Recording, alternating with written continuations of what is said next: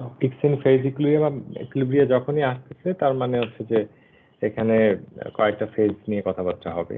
যখন single phase থেকে আস্তে আস্তে আমরা কিভাবে মাল্টিফেজ সিস্টেমে ইকুইলিব্রিয়াম ছাড়া তো থার্মোডাইনামিক্সে কোনো কথা নাই। সেটার কারণটা হচ্ছে ইকুইলিব্রিয়াম না থাকলে আমরা আসলে ওই কন্ডিশনগুলোতে কিছু বের করতে পারি। এটা হচ্ছে সমস্যা, মানে একটা কন্ডিশন দিতে হয়। আর একটা জিনিস মনে পড়লো, কে যেন বলছিলে গত ক্লাসে, ইফ আই এম রাইট, যদি আমার মনে থাকে ঠিক মতো, সেটা হচ্ছে যে এটা দিয়ে তো কম্পোজিশন বের করা যায়, এটা দিয়ে কি টেম্পারেচার আর প্রেশার বের করা যাবে কিনা, এরকম কিছু বলছিলে কি? কেউ একজন কোশ্চেন ছিল তাই না? মানে এই থার্মোডাইনামিক ইকুইলিব্রিয়াম ক্যালকুলেশন দিয়ে রিঅ্যাকশন ইকুইলিব্রিয়ামের কথা বলছি। কেউ একজন প্রশ্ন করেছিল না?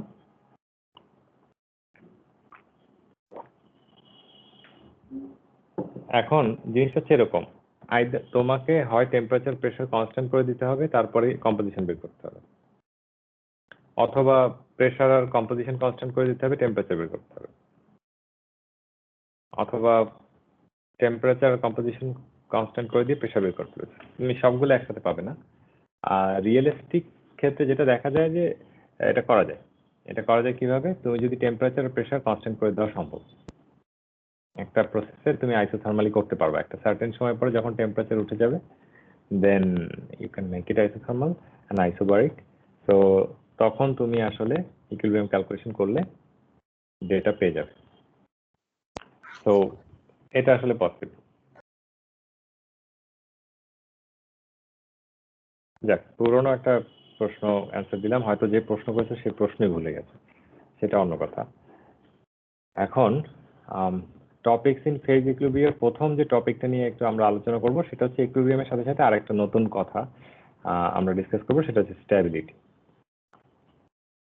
স্ট্যাবিলিটির ব্যাপারে আমার মনে হয় তোমরা থার্মোডাইনামিক্সে আগে এটা নিয়ে আমরা ডিসকাশন করিনি, বা তুমি অন্য কোনো চ্যাপ্টারেও করার কথা না। তোমরা একটু কনফার্ম করো তো আমাকে।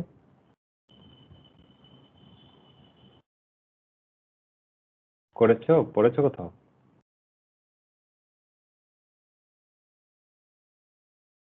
আমার কথা শোনা যাচ্ছে?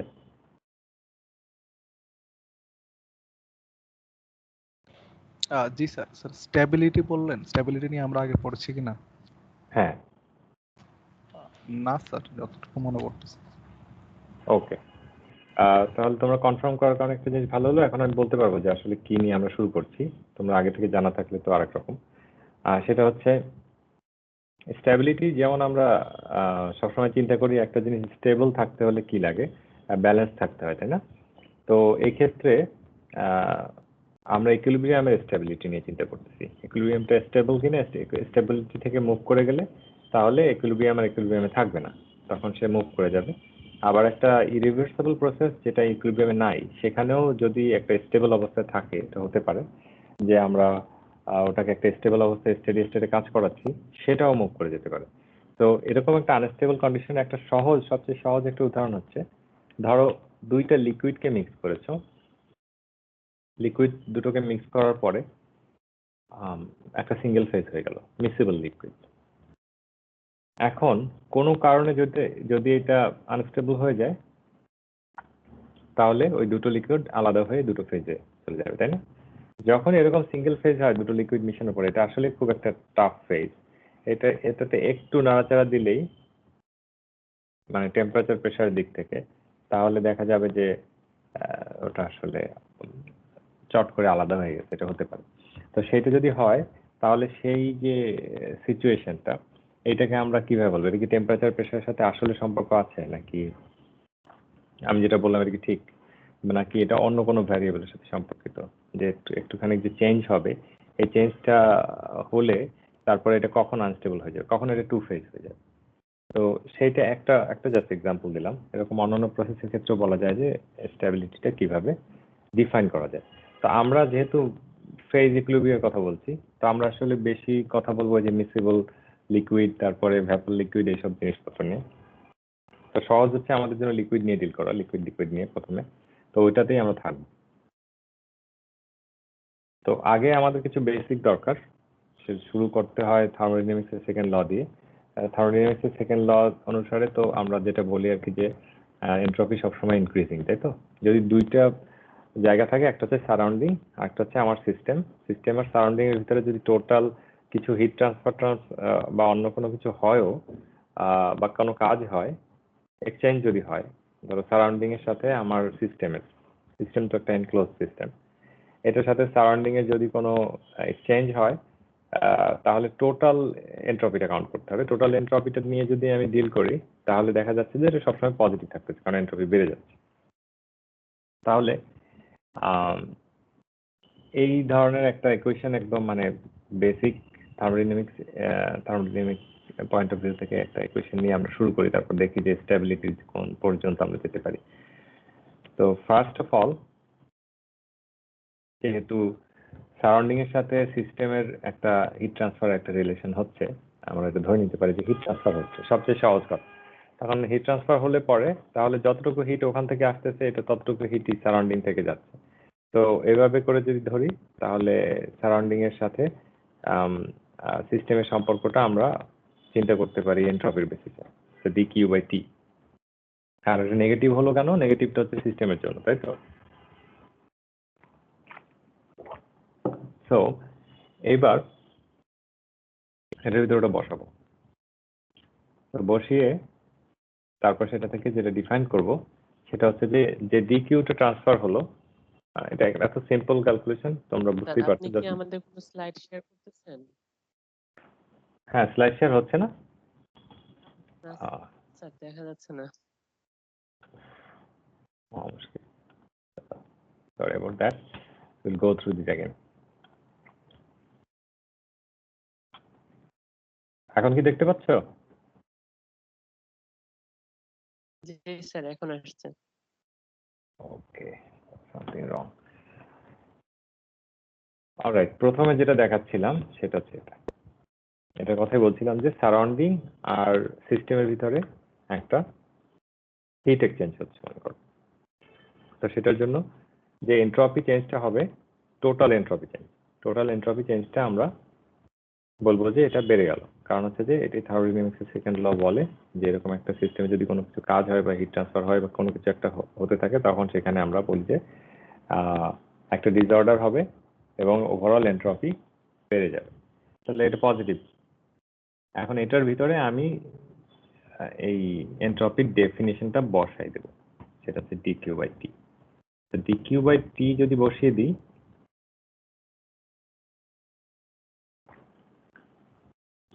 তাহলে এরকম একটা ব্যাপার হবে। ভেরি সিম্পল ইকুয়েশন, ওইটার ভিতরে বসিয়ে দিলাম। বসানোর পরে যেটা আসলো সেটা হচ্ছে dq is less than equal to tds of small t টা হচ্ছে সিস্টেমের।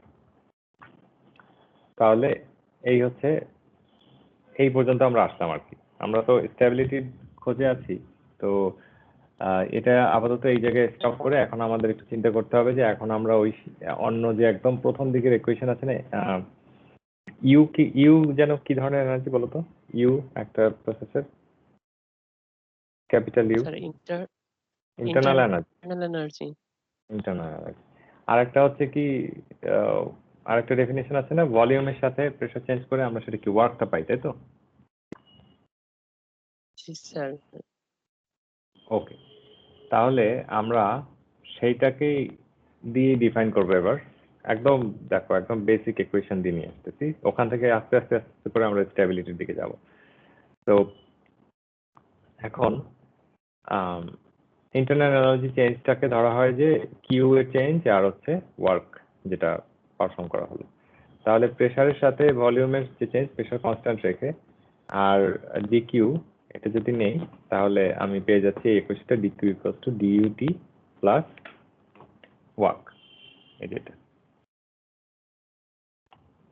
আর এইটা কোথায় বসিয়ে দিলাম? এই যে ডিকিউর ভ্যালুটা আগের ইকুয়েশনটাতে বসলাম, এই ইকুয়েশনটাতে নিয়ে এটাতে বসিয়ে দিলাম। ইন্টারনাল এনার্জির সাথে ওয়ার্কের যে রিলেশনটা, ওয়ার্কটা যোগ করে সেইটা সবসময় টিডিএলএস বা টিডিএস এর সাথে রিলেশন করলাম যে এটা একটা ইনইকুয়ালিটি, এটার সাথে লেস দ্যান ইকুয়াল টু হতে হবে, এটা কখনো এটা থেকে বেশি হতে পারবে না। আচ্ছা, এই পর্যন্ত আসার পরে এখন আমরা যেটা করব, আমরা হচ্ছে যে এখন একটা জিনিস খেয়াল করো, যদি ইউ আর ভি কনস্ট্যান্ট হয়ে যায়, তাহলে কি হবে? ইউ আর ভি যদি কনস্ট্যান্ট হয় তাহলে এটা 0 হয়ে যাবে আর এটা 0 হয়ে যাবে, তাই না? জি sir. U and V are constant. Okay, তাহলে কি হবে? এটা জিনিসটা হবে এরকম 0 less than equal to T T S T, এরকম, তাই তো?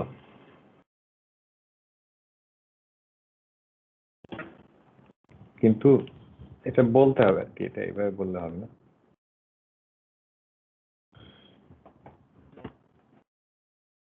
মানে হচ্ছে ইউভি কনস্ট্যান্ট।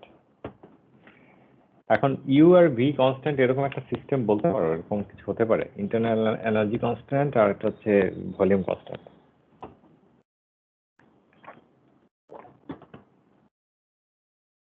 তোমরা চিন্তা করতে পারো এরকম একটা প্রসেস?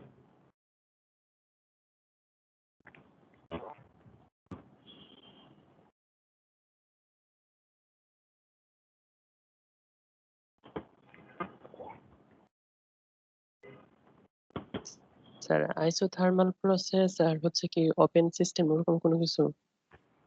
না, এটা তো ক্লোজ সিস্টেম করতে হবে, এটাই বলছিলাম। ক্লোজ সিস্টেম না হলে তুমি কিভাবে ইন্টারনাল এনার্জি কনস্ট্যান্ট রাখবা? জি স্যার। ক্লোজ সিস্টেম না হলে তো ওটার ভিতরে অন্য একটা কিছু চলে আসলে ইন্টারনাল এনার্জি চেঞ্জ হয়ে যাবে। আর একটা জিনিস হচ্ছে তোমার ভলিউম কনস্ট্যান্ট করার জন্য এটাকে ক্লোজ করে দিতে হবে যাতে ভলিউমটা বাড়তে কমতে না পারে, তাই তো? ব্যাচ সিস্টেম, ব্যাচ সিস্টেম দিয়ে আমরা আসলে বেশি কাজ করতে পারবো না, এটা আসলে একটু প্রবলেমেটিক হয়ে যায়। তো সেজন্য আমাদের যেটা করতে হবে যে এটা বাদ দিতে হবে। এটা আসলে কোনো লাভ নেই, এটা তোমাদের দেখালাম আর কি যেটা করা যায়। যদি তোমরা এরকম ব্যাচ সিস্টেম নিয়ে ডিল করো তখন হয়তো এটা হতে পারে, বাট এই ক্ষেত্রে এটা আমরা করতে পারবো না। তখন আমরা যেটা করব, এটা বাদ হয়ে গেল, এটা ইন্টারেস্টিং না মোটেই। এটা তোমাদের দেখানোর জন্য যেটা ইচ্ছে করলে করা যায়। তো এটা আমরা ইন্টারেস্টেড না, ইন্টারেস্টেড হচ্ছে টিআরপি কনস্ট্যান্ট করে দেবো। তাহলে আমরা ব্যাচ সিস্টেম থেকে কন্টিনিউয়াস সিস্টেমে যেতে পারি, যে কোনো সিস্টেমে কাজ করতে পারবো। তো টিআরপি কনস্ট্যান্ট যদি করি তাহলে দেখো এইটাকে টিআরপি কনস্ট্যান্ট করে দিলে যে ফরম্যাটে এটা আসবে সেটাকে আমরা আসলে গিভস ফ্রি এনার্জি হিসেবে ডিফাইন করে দিতে পারি। আর কনস্ট্যান্ট টেম্পারেচার এন্ড প্রেসারের যে গিভস ফ্রি এনার্জির যে ডেফিনেশন সেটা আসলে এইচ মাইনাস টিএস, আর এইচ হচ্ছে ইউ প্লাস পিভি। তার মানে আমরা ওইটাকে এখানে পুরো জিনিসটাকে ডিজি হিসেবে দেখিয়ে দিতে পারি, মানে gives free energy change. So this means at constant temperature and pressure, delta G or dG at constant temperature and pressure less than equal to 0, এইটা যদি আসে তাহলে বলা যায় this is a good relation for equilibrium.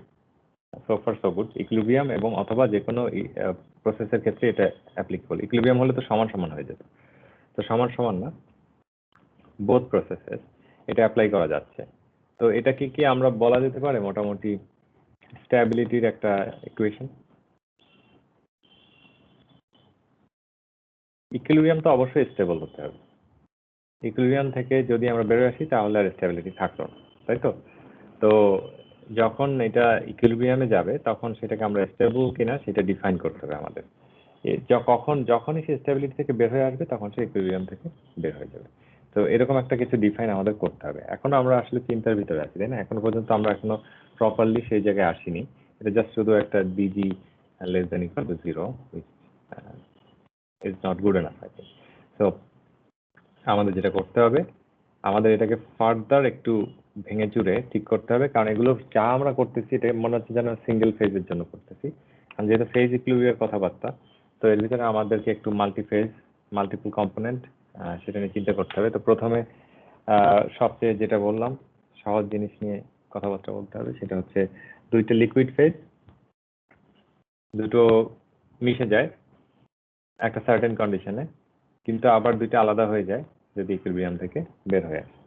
তো এরকম ক্ষেত্রে একটা এরকম একটা মিক্সচারের কথা যদি চিন্তা করো তাহলে সেখানে তোমরা আমার সাথে একটু কনসেপ্টটা ক্লিয়ার করে নাও। ধরো প্রথমে আমি একটা লিকুইড নিয়ে ইন্ডিভিজুয়াল লিকুইড নিয়ে বসে আছি দুইটা বিকারে। এখন ওই দুইটার যে ইন্ডিভিজুয়াল যে গিভস ফ্রি এনার্জি ধরো একটাতে n মোল আছে আর একটাতে না একটাতে n1 মোল আছে আর একটাতে আচ্ছা এটা একে দেখাই না তোমাদের তো কিভাবে বুঝাবো এটা অনেক ফাঁকা জায়গা আছে দাঁড়াও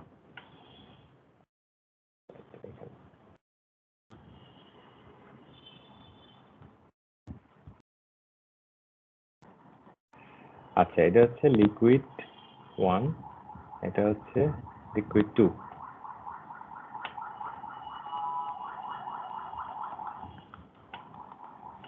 এটাতে মনে করো 10 মোল আছে এটাতে আছে 5 মোল এখন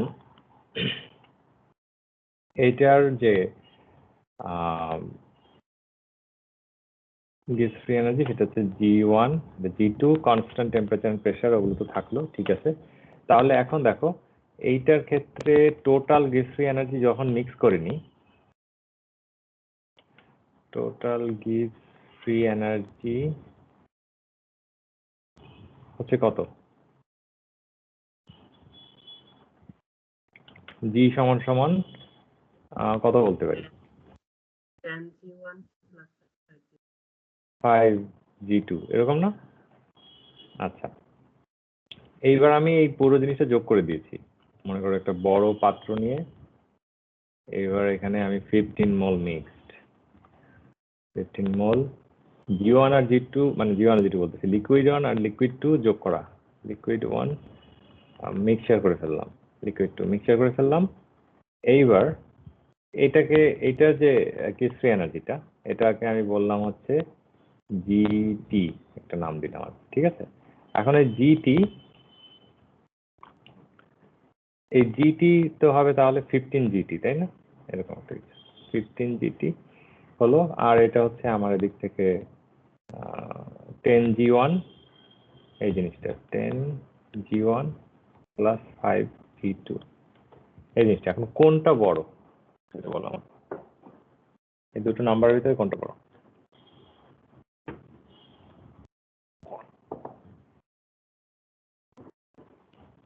এই দুটো মিক্স হয়ে ইকুইলিব্রিয়ামে পৌঁছে গেছে এই কন্ডিশনটা বলিনি এখন এই দুটো মিক্স হয়ে ইকুইলিব্রিয়ামে পৌঁছে গেছে এবং ভালোভাবে মিক্স হয়েছে সিঙ্গেল ফেজে ফেজ সেপারেশন হয়নি কোনো একটাই ফেজ ইকুইলিব্রিয়ামে আছে in equilibrium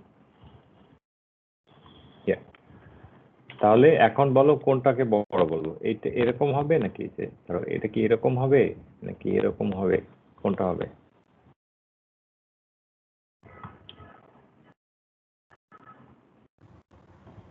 sir 10G1 plus 5G2 ওইটা বড় হবে রাইট তো এইটা হচ্ছে কিছুটা তোমাদের থার্মোডাইনামিক্স এর কনসেপ্টের মতো এটা তোমাদের কিন্তু মানে ইনটুইটিভলি আসতে হবে এটা কেউ ডেরাইভ করে দেবে না তোমাদের মাথায় আসতে হবে আচ্ছা মিক্স হয়ে গেল কোনো একটা জিনিস মিক্স করে এটা আসলে কি হচ্ছে যখন দেখবা যে প্রত্যেকটা জিনিসই কিন্তু আসলে চায় যে একটা লোয়ার এনার্জি কন্টেন্টে চলে যাওয়ার জন্য যখন ইভেন যখন শেপ ফর্ম করে বৃষ্টির ফোঁটার যে শেপ সেই শেপটা কেন হয় ওরকম এটা কেন চারকোনা শেপের হয় না এটা তিনকোনা শেপের হয় না পার্টিকুলার শেপে বৃষ্টির ফোঁটা পড়ে সেটার কারণটা হচ্ছে যে ওইটাকে ওই পার্টিকুলার শেপে এইটার আসলে এনার্জি অপটিমাইজড অবস্থায় থাকে এনার্জি কন্টেন্টটা এবং whole shape is optimised in the same way তো এখন সেই একইভাবে তোমরা যখন এটা মিক্স করে দিচ্ছ এটাকে আমি বলতেছি ইকুইলিব্রিয়ামে চলে সিঙ্গেল ফেজে চলে যাচ্ছে তার মানে ডেফিনেটলি গ্যাস ফ্রি এনার্জি কমে গেছে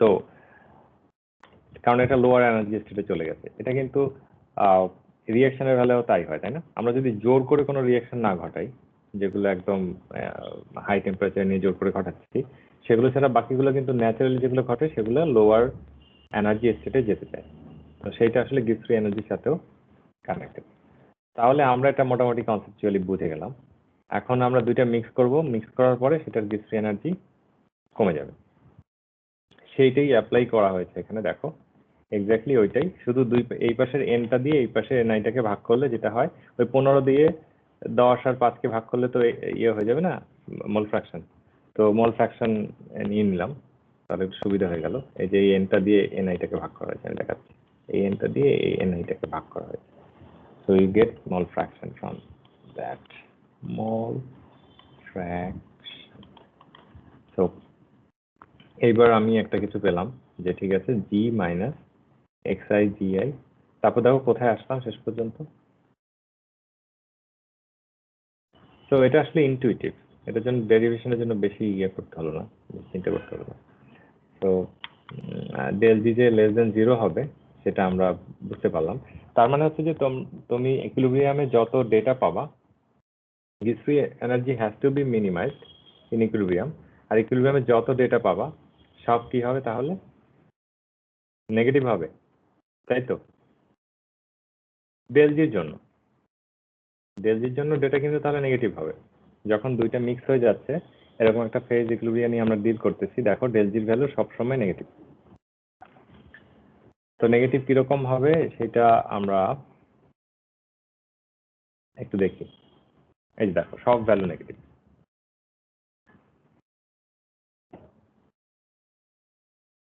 তো এখান থেকে আমরা এখন স্টেবিলিটি ডিফাইন করি। আমরা তো গিস ফ্রি এনার্জি নিয়ে মোটামুটি ঠিক করে ফেললাম যে কিভাবে দুইটা ফেজ যখন সিঙ্গেল ফেজে চলে আসছে মিক্স হয়ে দুইটা লিকুইড, তখন সেটাকে ইকুইলিব্রিয়ামে সিঙ্গেল ফেজে থাকে, কিন্তু যখন ইকুইলিব্রিয়ামটা সরে যায় তখনই সে টু ফেজ হয়ে যায়। তাহলে সেক্ষেত্রে এখানে একটা স্টেবিলিটি ক্রাইটেরিয়া না থাকলে তো আমরা বলতে পারবো না যে কখন সে টু ফেজ আর কখন সে ওয়ান ফেজ, যখন মিক্সড অবস্থায় আছে। এখন আমরা দুইটা মিক্সার নিয়ে চিন্তা করতেছি, এটা একটা মিক্সার ওয়ান, আর এটা হচ্ছে মিক্সার টু। দেখো মিক্সার ওয়ানের গ্রাফটা হচ্ছে এমন একটা গ্রাফ, এটাতে কোনো ঝামেলা নাই। এটা তুমি যদি একটা ডিফাইন করো যে ঠিক আছে del G is less than 0 and it goes along this line, equation পাও, সেই ইকুয়েশনটা সবসময় এটাকে স্যাটিসফাই করবে। এখন ঝামেলাটা লাগলো মিক্সার টুতে। মিক্সার টুতে যেটা হচ্ছে এই পর্যন্ত ঠিক আছে, এই পয়েন্টে এসে সে একটা কার্ভেচার নিয়ে উপরে উঠে গেল।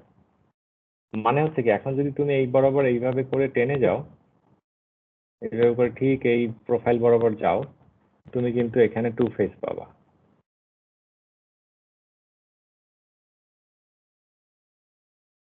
তার মানে এই জায়গাটায় এইটা স্টেবল না।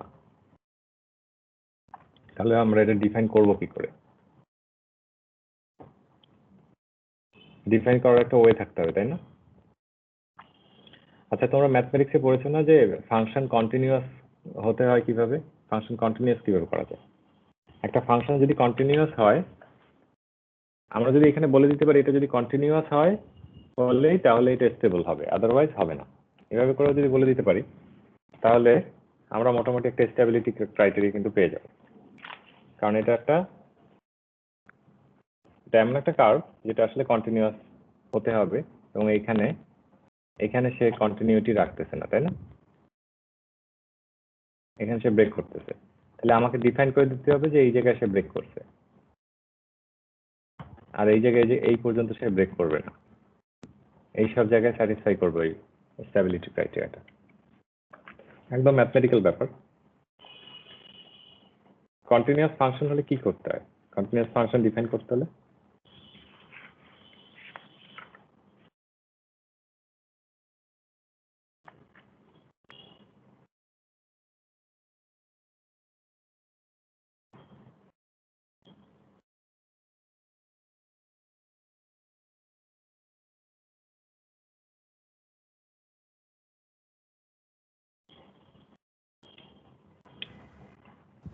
স্যার লেফট হ্যান্ড লিমিট আর রাইট হ্যান্ড লিমিট যদি ওই বিন্দুতে ফাংশনটার মান যদি সমান হয় তাহলে হচ্ছে কন্টিনিউয়াস হবে। আচ্ছা, তো এখন left hand limit right hand limit ওইটাকে আমরা তো এখানে ডিরেক্টলি ইকুয়েশনে ইম্পোজ করতে গেলে ডিফারেন্সিয়েশন দিয়ে ছাড়া তো অন্য কোনোভাবে করতে পারবো না, তাই না? সো আমাকে এখানে একটা কন্ডিশন দিতে হবে আর কি। সো দুইটা কন্ডিশনই থাকবে, একটা হচ্ছে ডিজি বাই ডিএক্স ওয়ান আর D square G by DX one square both have to be continuous in this point. এটা আমাকে ডিফাইন করে দিতে হবে। সো এটা একটা হলো, আর একটা হচ্ছে যে এই দুটো যদি ইনইকুয়ালিটিটা সবসময় স্যাটিসফাই করে তাহলেও আমি এটা ডিফাইন করে দিতে পারবো। তো একটা হচ্ছে আগেরটা তো আমরা দেখেছি যে ডেল জি কত হতে হবে। এখন ডাবল ডিফারেনশিয়াল যেটা, সেইটাকে আমি বলবো ইজ গ্রেটার দেন 0। কেন বললাম গ্রেটার দেন 0 বলতে পারবো?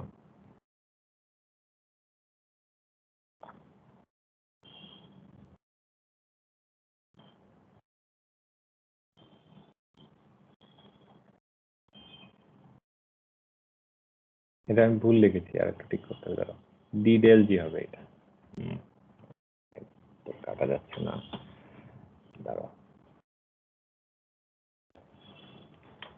কারেক্ট করে রাখি, কারণ ডিজি লিখলে জিনিসটা ঠিক হলো না। কিন্তু ডি ডেল জি dx1 আর দুইটা কে আমার কন্টিনিউয়াস হতে হবে। আর যদি আমার ডি স্কোয়ার ডেল জি আর dx1 স্কোয়ার গ্রেটার দেন 0 হতে হবে।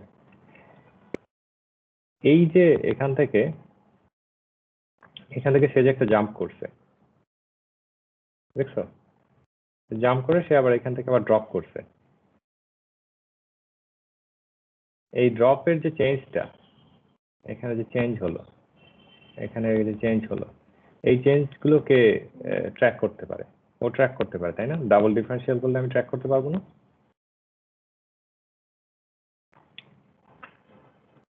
একটা কার্ভ যে কিভাবে কোন দিকে মুভ করতেছে সেটা কিন্তু আমরা ডিফারেন্সিয়েশন করে করেই ট্র্যাক করি। এটা তো বোঝো নাকি? ম্যাথমেটিক্যালি আমরা তো কিভাবে ট্র্যাক করি, এটা কোথায় মিনিমাম ম্যাক্সিমাম মনে আছে তো তোমাদের? তো মিনিমাম ম্যাক্সিমাম বের করি কিভাবে আমরা? এখানে গিয়ে এটা আসলে কি হয়ে যায়, এখানে এই যে এই জায়গাতে ভ্যালুটা কি হয় ডিফারেন্সিয়েশন করলে এই পয়েন্টটাতে, সেকেন্ড ডেরিভেটিভ পজিটিভ হবে মিনিমাম। রাইট। তা এখন দেখো এই জায়গাটাতে একটা সাইন চেঞ্জ হবে যদি এই ডাবল ডেরিভেটিভ করতে থাকো, যেহেতু এখানে একটা এই বাড়লো আবার এখানে গিয়ে কমলো, এভাবে করো। তো সেই জিনিসটা স্যাটিসফাই তখন আর করবে না এটা ডাবল ডেরিভেটিভটা। যেহেতু স্যাটিসফাই করবে না, তখন তুমি বুঝতে পারবা যে এই জায়গায় সে মুভ করে গেছে এখান থেকে। আর এইটার বেলায় কোনো ঝামেলা নাই, গো লাইক দিস।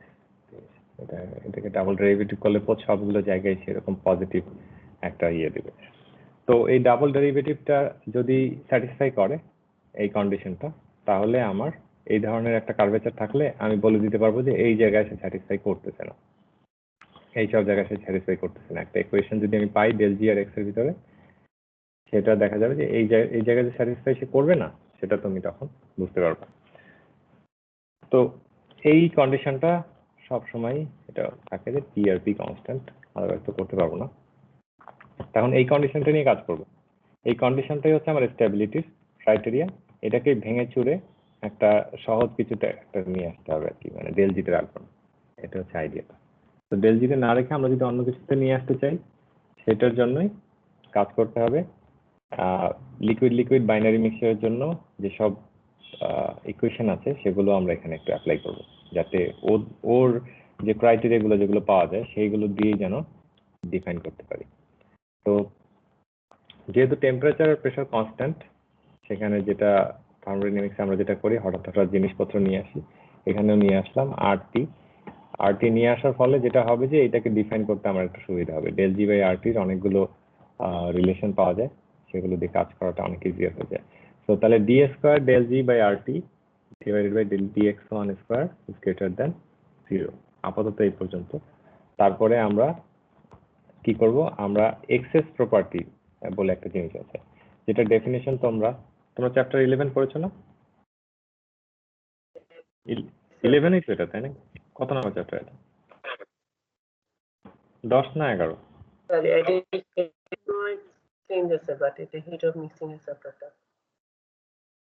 আচ্ছা, মেবি আমি চ্যাপ্টারে ভুল বলতেছি, বাট এক্সেস প্রপার্টি যেটা, সেটা হচ্ছে যে দুইটা মিক্স করলে একটা এক্সেস যে এনার্জি যেটা থেকে যায়, এটা থেকেই তো আসলে ফ্রি এনার্জি ডিফাইন করা হয়েছিল, তাই না?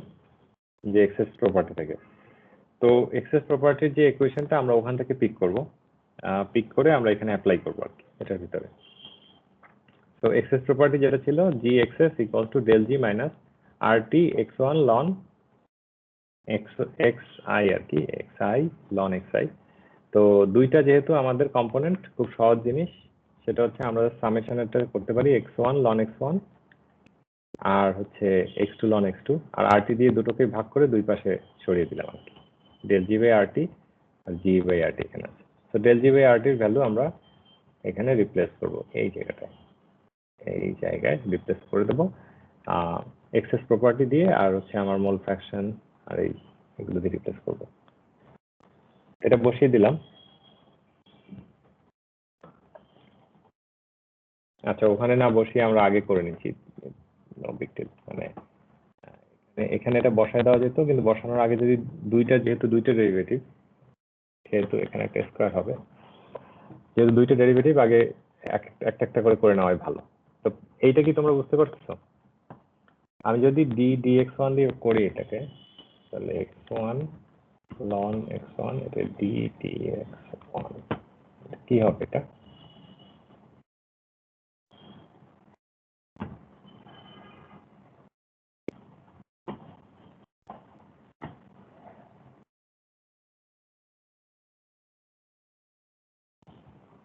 এটাই তো হচ্ছে নাকি? কিভাবে করা যায় একটু বলো। x2 ln x2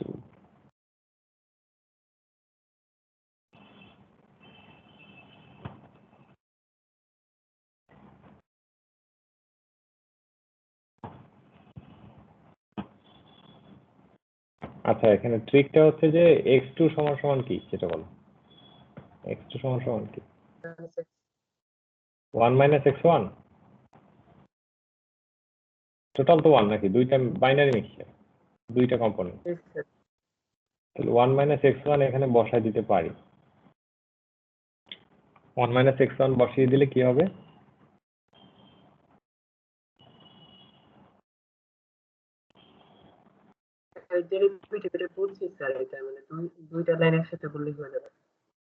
right. এই জন্য আমি এখন এটা করে দেবো না, তোমাদের চেক করে নিতে হবে। বাট এটা খবরদার যদি মুখস্থ করো তাহলে কিন্তু হবে না। মুখস্থ করবা না, জাস্ট এখান থেকে ডিফারেন্সিয়েট করে নেবা, এটা মুখস্থ করার কিছু নাই। তারপরে এটাকে আবার ডিফারেন্সিয়েট করবো। এই পাশে জিনিসটা নিয়ে কোনো ঝামেলা নেই, এটাকে বারবার ডিফারেন্সিয়েট করে যাও যেভাবে বাম পাশেটা করতেছে, শুধু এই মাঝখানে জিনিসটা বারবার ডিফারেন্সিয়েট হয়ে যাবে। এটা ডিফারেন্সিয়েট করার পরে যেটা 1/x1 x2 এটা দেখি বোঝা যাচ্ছে। তো এভাবে এটা গেল, এটা হয়ে গেল। এখন আইডিয়াটা হচ্ছে যে এটা তো পেলাম, তাহলে এই পুরো জিনিসটা হচ্ছে গ্রেটার দেন 0, তাই তো? কারণ এই জিনিসটা নিয়েই তখন ওখানে আমরা দেখছিলাম যে এটা গ্রেটার দেন 0, তার মানে এই জিনিসটা হচ্ছে গ্রেটার দেন 0, মানে হচ্ছে এরকম দেখতে জিনিসটা হবে। তো এখন আমি এই পর্যন্ত আসলাম যে ডেল জিটাকে বের করে দিতে পারছি, এক্সেস প্রপার্টিতে নিয়ে আসছি, আর এটার সাথে রিলেশনটা মোল ফ্র্যাকশনের করা গেছে। ইটস নট গুড এনাফ, আর একটু কাজ বাকি আছে।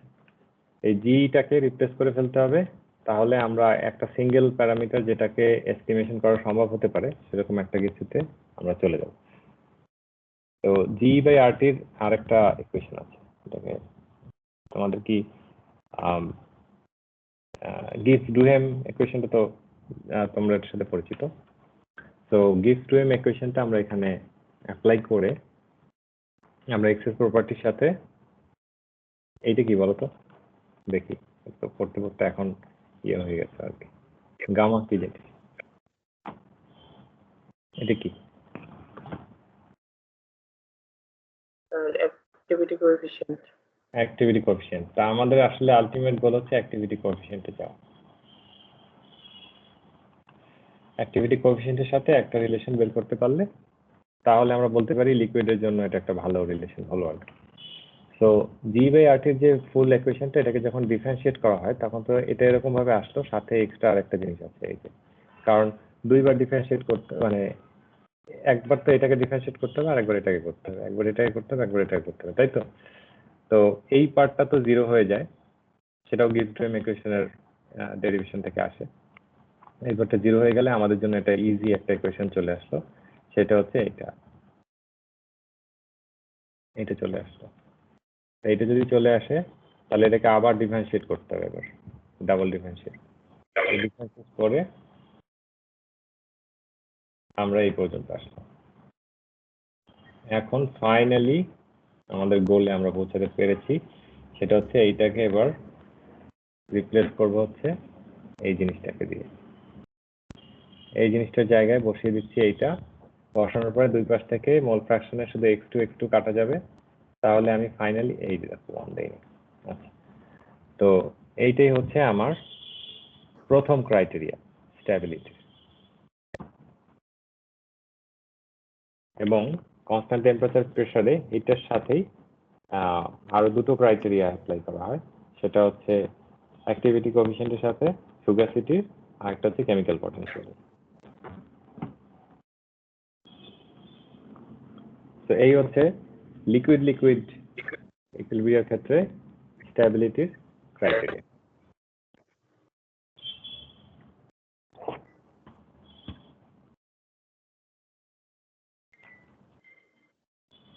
তো আজকে হচ্ছে তোমাদের এই টপিকটাই নিয়ে কথা বলার কথা। তো নেক্সট দিন আমরা অন্য একটা টপিকে মুভ করে যাব, অথবা এটারই একটুখানি কন্টিনিউশন আছে, সেটা আমরা করতে পারি। এটাকে আর একটু অ্যাপ্লিকেশন ক্ষেত্রে তোমরা যেটা বলেছিলে যে একটু যদি অ্যাপ্লিকেশন, আসলে ডিরেক্ট অ্যাপ্লিকেশন ওভাবে নাই, কিন্তু আমি ম্যাথমেটিক্যালি হয়তো দেখানোটা একটু ডিফিকাল্ট হবে, বাট এটাকে আর একটু ভেঙে চুরে দেখা যেতে পারে আর কি। তো সেটা আমরা দেখতে পারি, আর তারপরে অন্য টপিকে যাবো আর কি।